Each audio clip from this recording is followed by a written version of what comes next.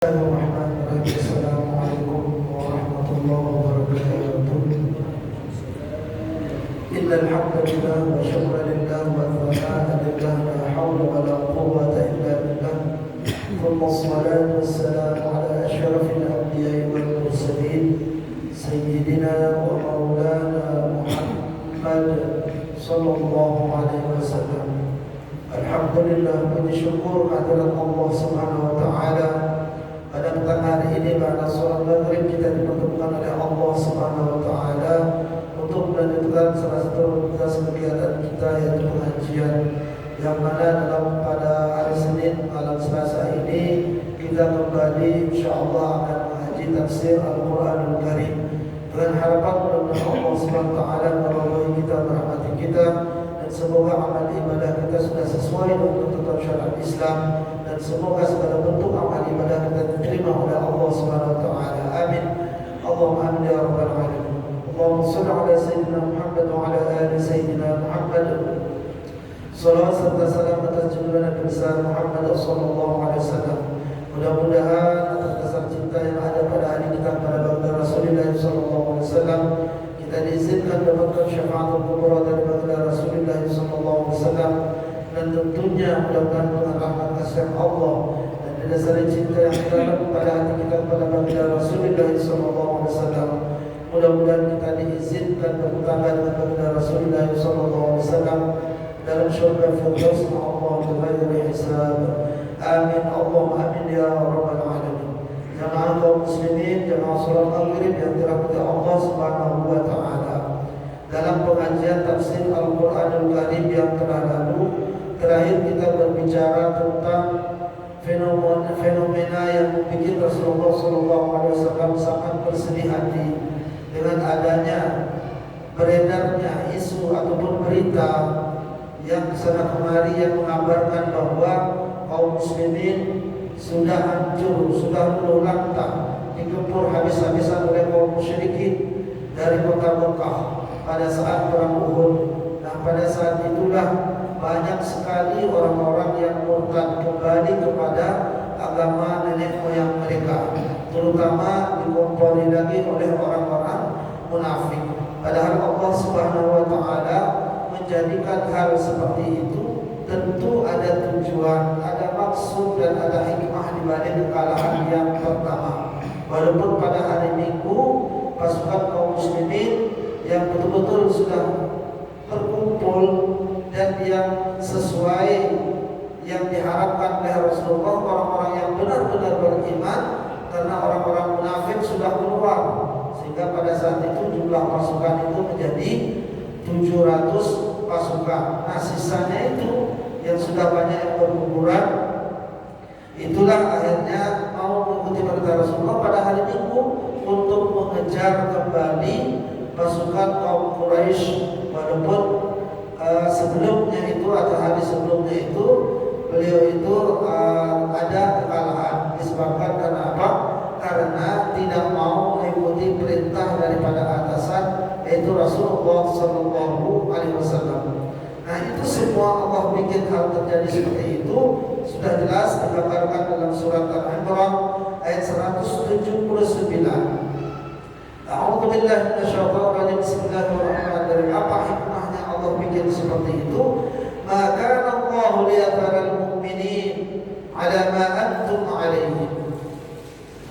Jadi Allah itu Subhanahu wa taala, Allah Subhanahu wa taala tidak ingin daripada meninggalkan atau membiarkan daripada orang-orang mukmin. Yatrukal mu'minin ala ma antum alaihi. Tidak mau membiarkan orang-orang mukmin, orang-orang mukmin ala ma antum alaihi, seperti sebelum terjadi kekalahan. Artinya apa? Ayuhan nas, wahai kaum manusia, entah itu orang beriman ataupun orang munafik, Allah tidak menginginkan hal itu bercampur baur, sehingga sulit membedakan mana yang mukmin, mana yang munafik, mana yang ikhlas berjuang karena Allah, mana yang semata-mata karena duniawi. Karena itulah Allah perintahkan pada hari Minggu untuk kembali menggempur dengan pasukan yang sudah terluka parah, sempoyongan tetap diperintahkan untuk mengejar pasukan kafir Quraisy dengan izin Allah SWT. Ketika mereka bertemu kembali di hari Minggu itu, lalu kemarin sudah kalah, berani begitu, dengan izin Allah mereka pun orang kafir Quraisy itu malah tidak berani karena ada rasa ketakutan. Itulah terjadi perundingan. Jadi tujuan daripada Allah ya ayuhan nas al-mu'min min ikhtilatil mukhlis bi ghairihi. Semua manusia yang ikhlas ataupun yang tidak ikhlas, perhatikan kata Allah. Jadi tujuannya apa? Hatta yamiza, hatta yumayyiza, bisa juga dibaca demikian, yaitu bitahfif atau bitasydid. Hatta yumayyiza, sehingga apa namanya itu terjadi pemisahan. Jadi tidak bercampur baur antara orang mukmin dengan orang munafik, karena orang munafik itu susah sekali tidak nampak secara lahiriah yaitu orang Islam, kelihatan orang mukmin, padahal sebetulnya itu adalah mereka itu adalah bukan orang mukmin. Nah itu yang dikhawatirkan karena tidak nampak bagi kita umat manusia yang tidak memiliki ilmu penerawangan tentang manusia. Kita tidak tahu mana orang baik, mana orang yang pura-pura baik, mana orang ikhlas, mana yang tidak ikhlas. Jadi tujuan Allah SWT hatta yumayyiz atau hatta yamiza. Dalam Quran ditulis hatta yamiza bin takhfif, yaitu tanpa adanya syaddah atau tasydid, tapi bisa dibaca hatta yumayyiza. Hatta wa yumayyiza bil mudhari' maksud bi hatta dan seterusnya pada ilmu qawaid. Itu tujuannya untuk memisahkan, untuk membedakan. Wa tasydid hatta yumayyiza ay bi faslin, hatta yufassila, itu untuk membedakan al-khabitha, orang-orang yang buruk, orang-orang yang kotor. Kotor apa? Yaitu hatinya, imannya, akidahnya. Akidahnya itulah yang kotor, bukan badannya, tapi adalah hatinya. Karena itulah ulama tafsir tersedia menafsirkan apa? Al-munafiq, itu orang-orang munafik. Karena orang munafik itu adalah kafir zindik. Kafir zindik itu hakikatnya adalah kafir, tapi dari luar tidak kelihatan. Minat qayyim, daripada orang-orang baik. Orang-orang baik tapi al-mu'min, itu orang-orang beriman. Bitakalif syaqah al-binah lidhalik. Nah karena itulah Allah bebankan dalam keadaan seperti itu, kesulitan dan lain sebagainya, seperti untuk mengejar daripada pasukan musuh yang sudah menang dikejar lagi walaupun dalam keadaan berdarah-darah sempoyongan, maka Allah bebankan lagi untuk perintah untuk kembali bertempur untuk menyerang.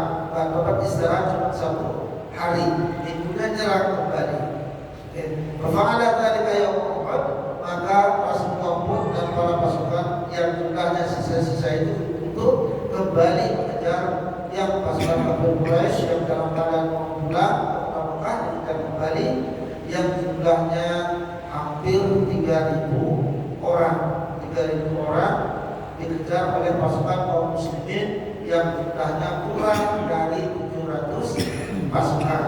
Karena dari 700 itu yang umur 70, berarti sisanya itu sekitar 630 pasukan mengejar hampir 3.000 pasukan kaum kafir Quraisy. Jadi berani. Disebutlah nampak kalau orang-orang beriman itu tidak ada kegetaran sedikit pun, karena bahwa di balik yang menyebabkan kalah dan menang itu mereka sudah ada kekuatan iman, yaitu apa? Allah Subhanahu wa Ta'ala. Walaupun mereka umur, tentu sudah balasannya pasti adalah langsung surga. Jadi orang belum masuk surga, tapi orang mati syahid ketika dia meninggal dunia, nah langsung masuk surga tanpa menunggu lagi hari penghisaban, tanpa menunggu lagi hari kiamat. Nah itu para bidadari itulah yang berterbangan, apalagi orang yang taat ikhlas. Jadi mereka itu pada berhutang seperti suatu pisang. Ada seorang budak, orang yang buruk rupanya dengan kuasa Allah, lalu dia dijodohkan, lalu dia mendapatkan seorang perempuan yang sangat luar biasa cantiknya, baru habis akad nikah. Nah kemudian dia pergi ke pasar. Tujuannya apa? Ingin membeli pernik-pernik ataupun hadiah buat sang istri yang sangat cantik. Antara istri dan suami ini tidak seimbang. Kalau yang laki-laki itu, maaf, itu terlalu buruk rupanya, hitam legam. Nah itu seorang budak. Sementara yang perempuan ini sangat luar biasa cantiknya bagaikan bidadari. Nah itulah pernikahan yang terjadi pada saat sebelum beliau itu ikut berperang. Nah pergi ke pasar membeli pernik-pernik hadiah dan lain sebagainya agar bisa diserahkan kepada istrinya yang baru habis akad nikah, karena dia luar biasa bersyukur pada Allah saking kagumnya pada istrinya. Untuk di malam pertama, untuk bulan madu, dia ingin menikmati itu, tapi sayangnya ketika sampai di pasar, pada saat mau membeli hadiah-hadiah yang istimewa buat istrinya, ternyata di pasar sudah beredar berita bahwa Rasulullah SAW memerintahkan daripada umat Islam untuk berperang. Karena itulah ketika si budak ini mendengar ada berita seperti itu, tidak jadi dia membeli hadiah-hadiah yang sudah dia siapkan untuk istrinya.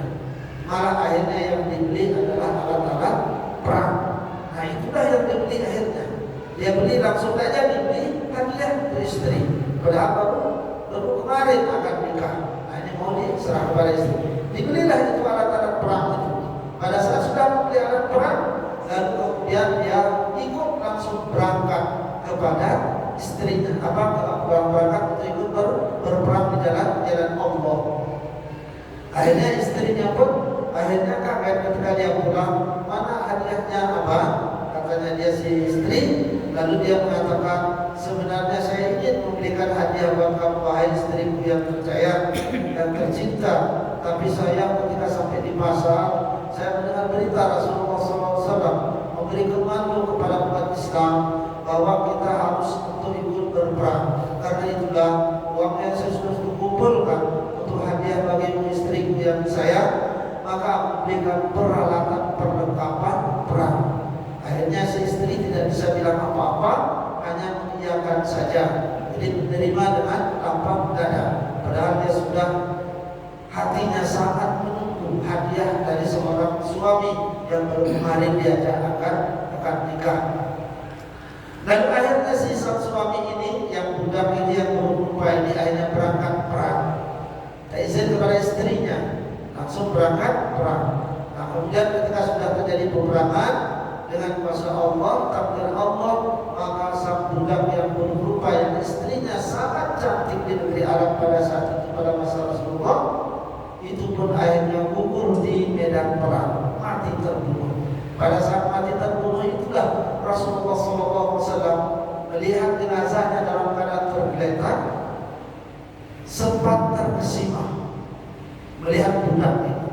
Luar biasa, diperhatikan dari jarak jauh. Ketika diperhatikan dari jarak jauh, ini ada keistimewaan bagi seorang budak yang ikut berperang, karena beliau kagum dengan jenazah yang gugur ini, yang seorang budak ini, yang hitam legam ini. Kemudian didekatilah jenazah tersebut yang sudah dalam keadaan meninggal dunia, terbunuh di medan perang. Pada saat sudah mati itu didekatilah Rasulullah. Kemudian Rasulullah SAW pun berbicara ngobrol dengan budak tersebut yang sudah meninggal dunia. Pertanyaannya, bisakah kita ngobrol dengan mayat? Bisa, kenapa tidak? Jika Allah sudah bukakan hijab buat diri kita. Nah ini yang tidak masuk akal, tak masuk logika, tapi terjadi, bisa terjadi. Jadi tergantung kepada Allah Subhanahu wa Ta'ala. Dan itu bisa. Akhirnya para sahabat lain pun heran, kenapa Rasulullah mendekati jenazah tersebut, jenazah budak hitam legam yang beristri cantik itu. Terkesima Rasulullah SAW. Lalu kemudian para sahabat pun melihat, pada saat Rasulullah itu melihat jenazahnya dari dekat, Rasulullah itu malah tertawa terbahak-bahak, terkesima dan tertawa sambil ngobrol dengan si mayit. Nah itu karena beliau di sana bertanya kepada si mayit, apa gerangan yang kau lakukan, niatnya mungkin atau gimana? Disitulah si budak yang mati itu, yang gugur itu menceritakan yang awalnya dia ingin memberikan hadiah itu uang untuk istrinya bahwa akan nikah kemarin, tapi tidak jadi karena engkau ya Rasulullah memerintahkan perang, maka aku belilah alat perang karena aku beriman kepada Allah, beriman kepada engkau. Karena itulah aku berikan peralatan perang. Nah, aku bersyukur sekarang ya Rasulullah. Disitulah hanya Rasulullah bersyukur kepada budak tersebut yang luar biasa keimanannya, keikhlasannya bertempur di jalan Allah sampai gugur. Nah, pada saat Rasulullah santai-santai ngobrol dengan si mayit tersebut yang sudah gugur itu, tiba-tiba Rasulullah pun akhirnya memalingkan wajahnya ke belakang. Memalingkan wajahnya ke belakang. Padahal barusan ngobrol sambil seketika ketawa dengan si jenazah. Lalu Rasulullah palingkan wajahnya. Akhirnya para sahabat pun bingung, heran. Ini kenapa Rasulullah? Tadi dia melihat jenazah si budak yang gugur tersebut sambil ketawa-ketawa ngobrol. Kok tiba-tiba dipalingkan wajahnya? Nah, para sahabat pun mendekat lalu bertanya kepada Rasulullah SAW, ya Rasulullah, kenapa tadi engkau ketika melihat budak yang gugur ini, engkau duduk-duduk asik-asik ngobrol sama si mayit ini, lalu kemudian tertawa-tawa, lalu tiba-tiba engkau memalingkan wajahmu ke belakang, tidak mau melihat dia lagi. Kira-kira apa ada gerangannya Rasulullah? Maka Rasulullah pun akhirnya menjawab, biar kamu tahu, tadi memang saya ngobrol sama si mayit ini yang luar biasa keikhlasannya ini berjuang dengan Allah sampai ia gugur, dan tiba-tiba saya palingkan muka saya ke belakang, tidak mau melihat lagi. Karena apa? Karena tiba-tiba para bidadari yang ada di surga pada penerbangan langsung turun dari langit, rebutan langsung di hadapan saya untuk memperbutkan seorang yang sangat tampan menurut pandangan mereka, yaitu si budak ini. Nah, si budak inilah yang jadi rebutan karena saking cantiknya para bidadari yang turun dari langit itu, yang menyilaukan mata. Aku tidak kuat melihat kecantikan para bidadari yang luar biasa. Belum lagi nanti selendangnya berterbangan, otomatis gimana? Bisa saja tersingkap. Maka Rasulullah tidak kuat, akhirnya langsung palingkan wajahnya. Itulah karena Rasulullah juga manusia, sama kayak kita, nggak kuat lihat yang indah, nggak kuat lihat yang cantik-cantik, palingkan wajahnya. Manusia biasanya nggak kuat, apalagi umpamanya kita melihat bidadari nggak kuat. Nah, inilah para bidadari itu langsung berhamburan dari langit, rebut-rebutan, kayak orang memperebutkan sumbangan, kayak orang memperebutkan ras miskin, saling dorong macam sampai ada yang kesikap. Ini Rasulullah kuat dan palingkan wajah. Itulah daripada yang diinginkan, keimanan, kekuatan iman seperti itulah, sehingga merelakan daripada hadiah-hadiah yang sudah disiapkan untuk istrinya yang paling cantik, yang selalu diidamkan oleh laki-laki manapun di muka bumi ini, yang demi sang istri yang dia cintai. Tapi dia ternyata lebih memilih daripada untuk berjuang di jalan Allah. Itulah para bidadari itu rebutan sampai ada yang terjatuh saling tarik untuk memperebutkan jenazah daripada si budak tersebut. Itulah kehebatan daripada orang mati syahid langsung dibawa ke surga. Beda dengan orang-orang lain yang bukan mati syahid akhirat. Nah, itu tunggu dulu prosesnya. Walaupun sehebat apapun dia, sewali apapun dia, sehebat kekasih Allah apapun dia, maka dia tidak akan bisa masuk surga. Orang-orang yang bukan mati syahid tidak bisa.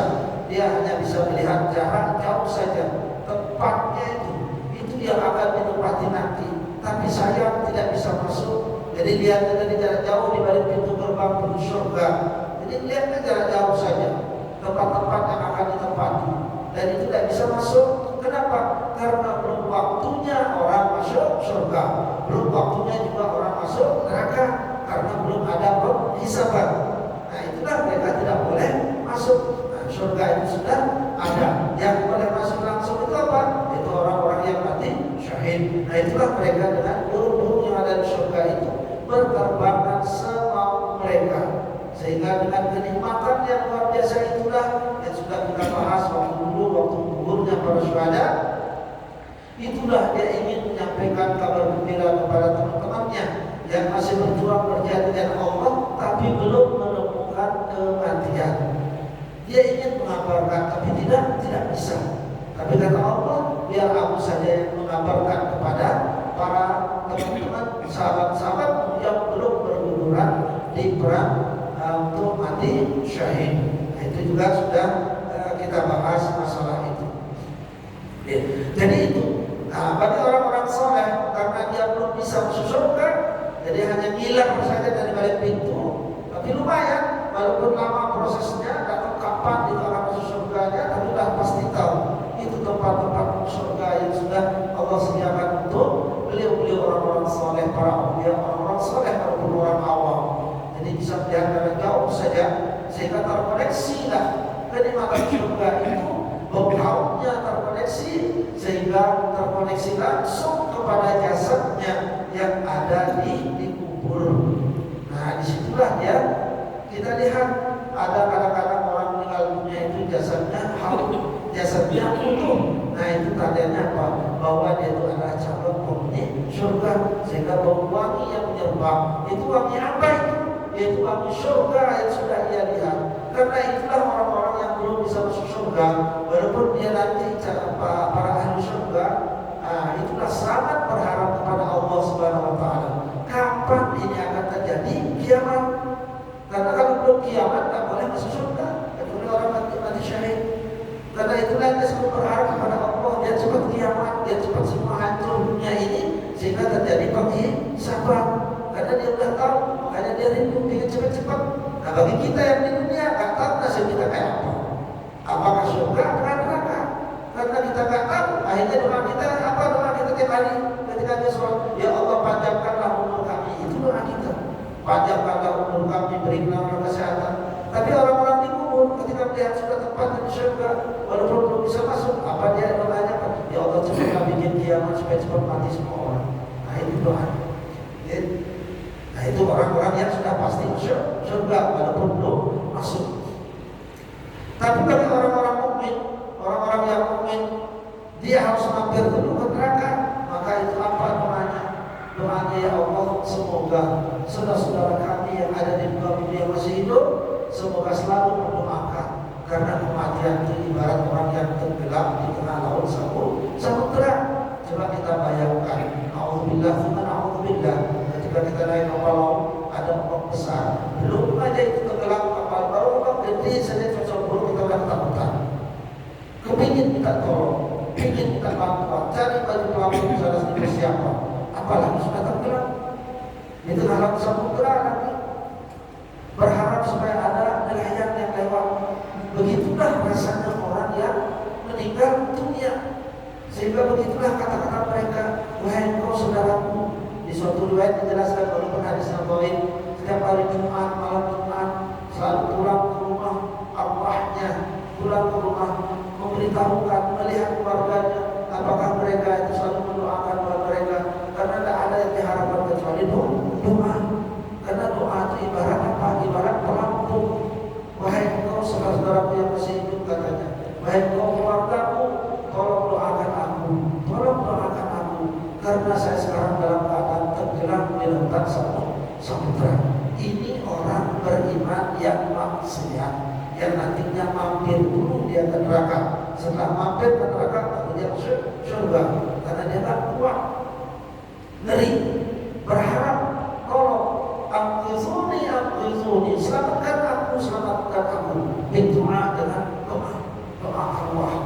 Karena itulah banyak orang-orang Ahlussunnah wal Jamaah mengamalkan tiap malam baca Yasin, baca tahlil. Nah, itulah salah satu alasannya. Engkau tidak tahu alam kematian. Alam kematian itu ibarat kita tenggelam di tengah lautan samudera. Sekarang engkau, wahai saudaraku, keluargaku, engkau masih hidup belum merasakan. Nanti ketika kamu sudah kembali ke hadirat Allah, maka engkau akan rasakan juga. Karena itulah harapan dari keluarga kita yang sudah meninggal dunia, agar selalu didoakan. Karena doa itu adalah apa? Ibarat baju pelampung, atau ibarat tim penyelamat, tim SAR yang kebetulan lewat di tengah samudera, lalu menemukan kita dalam keadaan tenggelam, lalu terselamatkan. Yang tidak suka membaca doa untuk keluarganya, maka itu artinya apa? Maka keluarganya itu tidak ingin diselamatkan. Itulah pentingnya doa, anak yang soleh, ilmu yang bermanfaat, kemudian daripada sedekah jari jariyah. Jadi itulah daripada orang-orang yang mati syahid balasannya daripada orang yang mati syahid. Hatta yumayyiza atau hatta yamiza al-khabith min at-thayyib, sehingga akan terpisah antara orang yang buruk, orang yang najis, yaitu orang-orang kafir, orang-orang munafik, dengan orang-orang yang baik-baik, yaitu orang-orang mukmin. Itu tujuan daripada Allah SWT menjadikan peristiwa pada saat perang Uhud. Wa ma kana Allahu liyudli'akum 'alal ghaibi. Wa ma kana Allahu liyudli'akum 'alal ghaibi, dan Allah tidak memberikan ilmu penerawan. Allah tidak memberikan ilmu penerawan kebatinan sehingga bisa kita menebak bagaimana hati manusia. Apakah dia mukmin ataukah munafik? Dan itu Allah tidak berikan pada umumnya, manusia itu tidak diberikan. Tapi memang ada orang-orang yang Allah pilih, orang-orang yang Allah pilih, yang Allah kehendaki, seperti para rasul-rasul dan juga para anbiya. Jadi Allah berikan juga. Dan bahkan orang-orang saleh pun yang bukan para anbiya bisa juga Allah berikan suatu ilmu, suatu pengetahuan, sehingga dia tahu mana orang munafik, mana orang beriman, mana orang baik, dan mana orang buruk. Nah itu nyata. Nah itu fakta, ada seperti itu. Karena itulah jangan heran ketika tiba-tiba ada orang soleh atau seorang ulama atau orang soleh yang Allah bukakan, berikan ilmu pengetahuan seperti itu, tiba-tiba jadi itu menyinggung kita. Nah itulah tanda-tandanya bahwa dia Allah berikan kepada dia sehingga dia tahu isi hati kita. Dan ini pernah terjadi. Kebetulan saya juga pernah melihat langsung hal-hal yang kayak begitu. Dan itu faktor kebetulan saja. Dan itu fakta memang seperti itu dari orang soleh, seorang ulama. Ternyata tahu apa isi hati kita, walaupun kita tidak pernah curhat, tidak pernah berbicara, tidak pernah ngobrol. Tapi pada umumnya Allah tidak menampakkan, tidak memberikan ilmu seperti itu kepada semua orang. Karena itulah Allah bikinkan di situ ujian, kekalahan, di situ akan kelihatan. Nah, lewat jalan sebab-sebab itulah secara umum Allah beritahukan, ternyata baru ketahuan. Oh itu dia yang keroknya. Oh itu dia orang munafik pura-pura baik. Disitulah akan nampak apa yang ada di hati, maka perbuatannya juga akan nampak seperti itu. Itulah maksud daripada kalimat itu, kita akum alal ghaib. Fata'arifu al-munafiq min ghairi qabla tamyiz. Nah karena itulah engkau akan tahu dengan adanya peristiwa tersebut sebelum terjadi perpisahan antara orang munafik dengan orang baik, orang kafir dengan orang beriman, itu akan nampaklah di situ. Dari mana? Dari pada saat terjadi kekalahan, pada saat kekacauan. Nah kalau orang munafik itu biasanya dia maunya senang sama ketika pada saat kita di atas, tapi pada saat kita di bawah, tidak mau dia bersahabat, tidak mau dia baik-baik dengan kita. Nah Allah bikinkan suatu saat kita itu jatuh. Pada saat jatuh pasti ada hikmah di balik itu. Tujuannya apa? Tujuannya Allah ingin memperlihatkan bahwa ini loh saudara kamu yang betul-betul orangnya ikhlas bersaudara dengan Anda. Dan ini loh saudara kamu yang pura-pura ikhlas bersaudara. Makanya ketika kamu jatuh langsung dia kabur seolah-olah tidak ada hubungan darah. Nah itulah, disitulah Allah tampakkan seperti itu.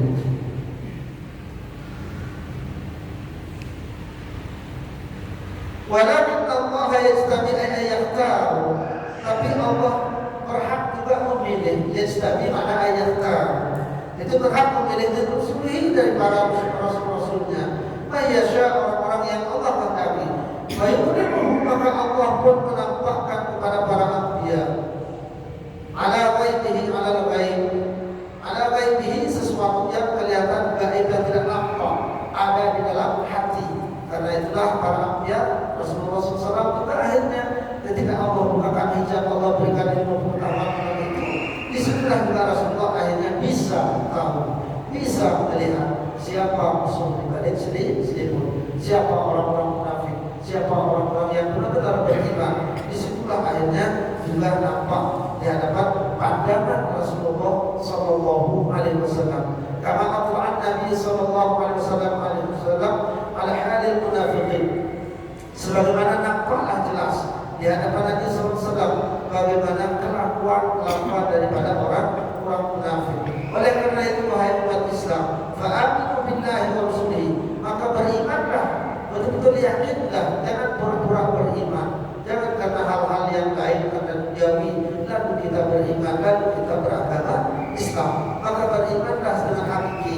Fa'aminu billah dengan Allah wa rasulihi dan para rasulnya. Wa tu'minu wa tattaqu, dan seandainya kalau kamu benar-benar beriman dan benar-benar bertakwa kepada Allah, bertakwa agar tidak munafik, ayat nifaq, falakum ajrun 'azim, maka Allah Subhanahu wa taala pasti akan memberikan ganjaran yang sangat besar, yaitu berupa surga. Surga kita tahu dia itu adalah makhluk, ada penghuninya para bidadari dan juga para bidadara yang luasnya adalah 7 lapis seluas langit dan bumi. Langit itu 7 lapis, luasnya itu per langit itu tingginya saja 500 tahun perjalanan, luasnya 500 tahun perjalanan, tebalnya 500 tahun perjalanan. Ke 7 lapis langit itu digabung dengan 7 lapis bumi, segitulah luas surga. Makanya kelebihan tempat nanti makhluk ketika dia berada di surga. Bagaimana kehidupan di surga? Ya sama kayak di dunia. Kita pakai badan kita ini, pakai kulit kita ini, karena nanti waktu masuk keluar dari kubur kembali ke normal. Makanya kita masuk neraka dia merasakan gimana tubuh kita ini juga sakitnya luar biasa. Nah, kalau ingin tahu rasa api neraka itu sebelum tangan pakai rokok aja udah cukup. Itu aja udah pedesnya kita ampun, apalagi dicemplungkan. Itu balasan bagi orang-orang yang munafik, atau balasan bagi orang-orang yang beriman yang ahli maksiat yang Allah belum maafkan. Ya, itu balasannya. Tapi kalau Allah sudah maafkan, lain lagi ceritanya. Tentu dia akan dikembalikan ke dalam surga.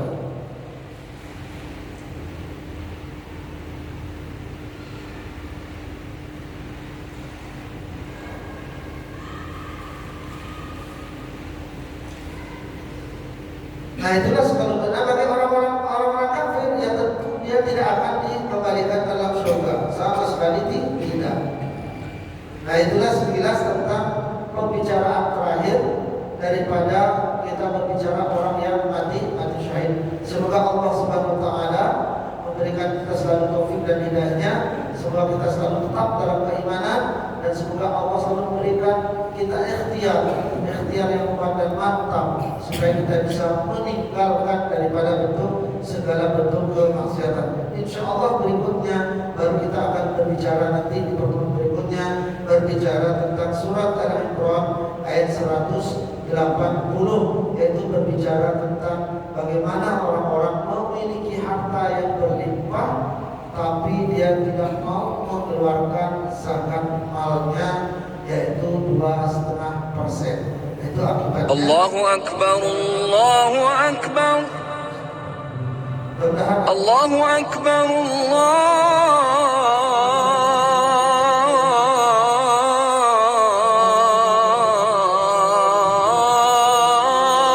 Akbar.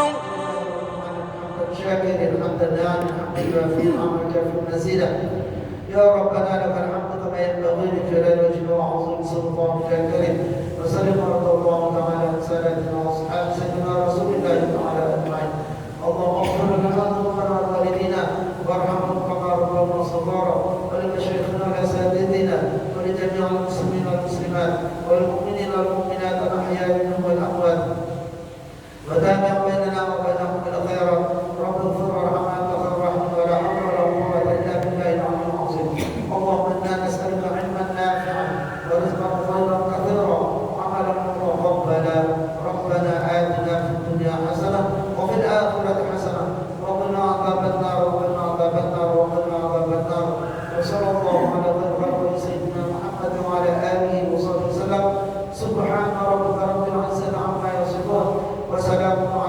المرسلين